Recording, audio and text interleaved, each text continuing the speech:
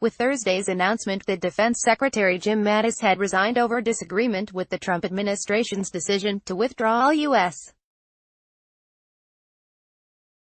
forces from Syria. Among other splits, all eyes turned to the military's top-ranking officer to see if he would be following suit.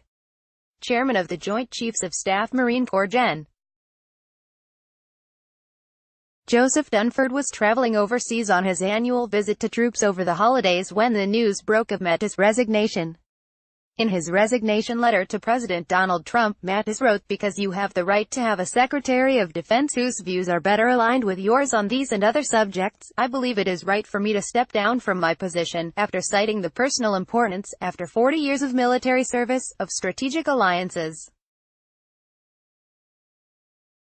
Dunford has also repeatedly stressed the importance of alliances to best protect U.S. interests as competitors Russia and China rise, and he has emphasized his broad support for the coalition of Kurdish forces who have been crucial in the U.S. campaign against the Islamic State in Syria. Dunford's term officially ends in October 2019. His successor, Army Gen. Mark Milley, has already been announced.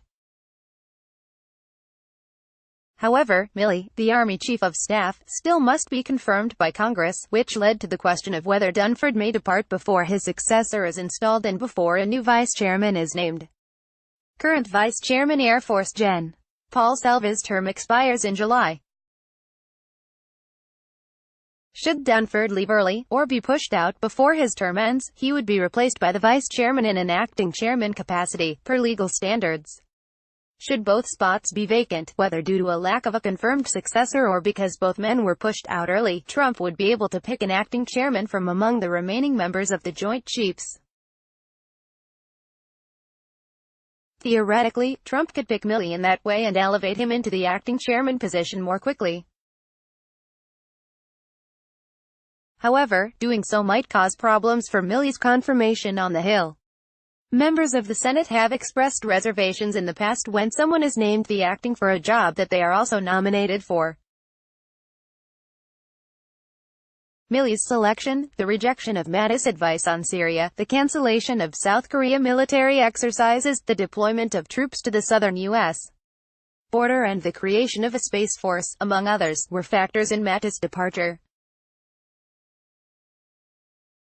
It's also known that Milley was not Dunford's first pick for his successor, a former U.S.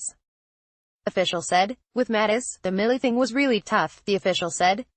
Mattis has lost on so much. Whether or not he was completely out of favor with Trump, his voice wasn't being respected. The withdrawal of troops from Syria was just the final straw, and Mattis' resignation may be an example to other top military leaders, the official said. These military officers, they object, but they never, ever resign.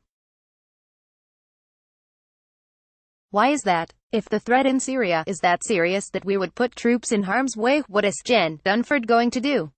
Another DoD official suggested that because Mattis is on his way out, Dunford may be getting advised behind the scenes to stay as long as possible to, and a favorite Mattis phrase, ensure the way ahead is steady as she goes, Air Force call.